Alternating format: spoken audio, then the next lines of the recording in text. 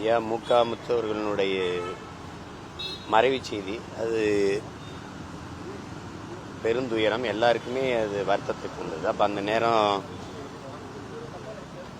உடனே நான் செய்தி அறிஞ்சவுடனே வருத்த அறிக்கை, இரங்கல் அறிக்கையை வெளியிட்டேன். அப்போ அந்த துயரத்தை பகிர்ந்துக்கிறதுக்காக வரணும்னு நினைக்கும்போது நான் வர்றதுக்குள்ளே அது அடக்கம் செஞ்சுட்டாங்க. அப்போ என்ன பண்ணுறதுன்னு தெரியாமல் அப்புறம் அடுத்த நாள் நாளைக்கு சந்தித்து இது பண்ணலான்னு நேரம் கேட்டு இப்போ முதல்வர், துணை முதல்வர் தம்பி உதயநிதி சந்தித்து என்னுடைய வருத்தத்தை அவர்களோடு பகிர்ந்து கொண்டு என்னுடைய ஆறுதலை தெரிவித்து, சரி இப்போ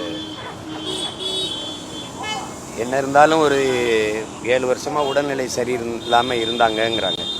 எப்படி இருந்தாலும் ஒரு இழப்புங்கிறது பெருந்துயரம். அப்போ அந்த துயரத்தை அவர்களோட அருகிலிருந்து பகிர்ந்துட்டு வந்திருக்கேன். அவ்வளோ.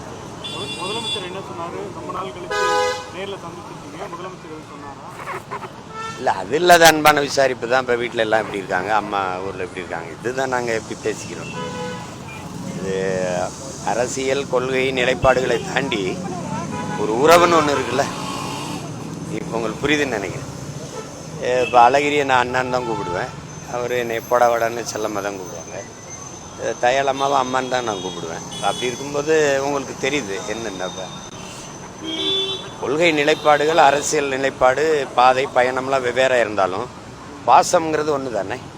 அந்த அடிப்படையில் தான் நான் ஒரு தடவை இந்த நீண்ட நேரம் வெயிலில் பசியோடு நின்னபோது மயங்கி விழுந்துட்டேன். அப்போ எனக்கு உடனே அழைச்சி உடம்பை கவனமாக பார்த்துக்கிறது இல்லையா, எப்படியா இருக்கிறதுன்னு அன்பாக விசாரித்தாங்க. அதுக்கப்புறம் அப்பா, ஆமாம், அதுக்கப்புறம் அப்பா இறந்து போனதுக்கு எடுத்து பேசி நீங்கள் ஆறுதலாக இருங்க, நான் அமைச்சர் பெரியருக்கு நான் அனுப்புகிறேன். அவர் தான் எங்கள் மாவட்ட அமைச்சர். ஒரு அடுத்த நாள் அவங்க எனக்கு ஆறுதலாக நின்னாங்க. அதெல்லாம் அரசியலுக்கு அப்பாற்பட்ட மனித மாண்பும் பண்பும். அந்த அடிப்படையில் இப்போ அந்த வீட்டு இழப்புங்கிறது நம்ம வீட்டு இழப்பு. அதுக்கு அந்த துயரத்தை நான் அவங்களோட அருகில் இருந்து பகிர்ந்து கொண்டு செல்கிறேன். அவ்வளோதான்.